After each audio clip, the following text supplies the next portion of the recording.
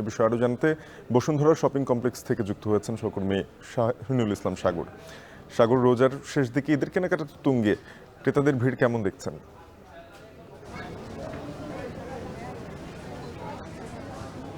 শাফিন, আজ 23 রমজান গড়িয়েছে। ইতিমধ্যে 20 রমজানের পর থেকে আমরা দেখে আসছি যে ঈদের যে কেনাকাটা সেটি আরও বেশি বেড়েছে। শুরুর দিকে থেকে ঈদের কেনাকাটা চলছিল, তবে 20 রমজানের পর থেকে আরও বেশি বেড়েছে। হাতে আর সপ্তাহখানেক সময় আছে। একটি বিষয় বলে রাখি যে ঈদের শেষ সপ্তাহে বিশেষ করে ব্যবসায়ীদের একটি বড় উপলক্ষই থাকে যে বড় একটা বাণিজ্যিক যে লক্ষ্যমাত্রা সেটা নিয়ে থাকে। বরাবর অন্যান্য বছর মতো এবারও ব্যবসায়ীদের তাদের একটি লক্ষ্য রয়েছে যে তাদের যে ব্যবসায়িক যে লক্ষ্যমাত্রা সেটি পূরণ হবার সেটি তারা আশা করছেন।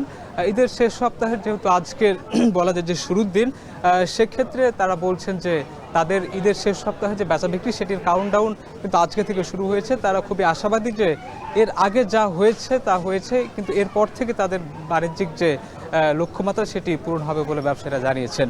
আমরা রাজধানীর পান্থপথে যে বসুন্ধরা শপিং কমপ্লেক্স আছে সেখানে অবস্থান করছি। সেখানে এসে ব্র্যান্ড শপ থেকে শুরু করে সাধারণ যে বিপণী বিতানগুলো রয়েছে সেগুলোতে আমরা গিয়েছি। সেখানে দেখেছি যে যারা ক্রেতা তারা তাদের পছন্দ অনুযায়ী পোশাক কিনছেন। তবে ব্যবসায়ীরা জানিয়েছেন যে এবার সামনে যেহেতু ঈদে গরমকাল পড়ছে, একই সঙ্গে পহেলা বৈশাখ পড়ছে, সেক্ষেত্রে মানুষের বিশেষ করে যা পুরুষ মানুষ তাদের চাহিদার শীর্ষে রয়েছে পাঞ্জাবি। এছাড়াও যারা বৃদ্ধ তাদের জন্য রয়েছে ফতুয়া আরও বেশি বিক্রি হচ্ছে। যারা শিশু তাদের সব ধরনের পোশাকই বিক্রি হচ্ছে। এছাড়াও নারীদের এইবার একটি বিশেষভাবে তারা বলেছেন যে অন্যান্য বার শাড়িটা বেশি বিক্রি হয়, কিন্তু এইবার তাদের সালোয়ার কামিজ বা থ্রি পিস সেটি বেশি বিক্রি হচ্ছে।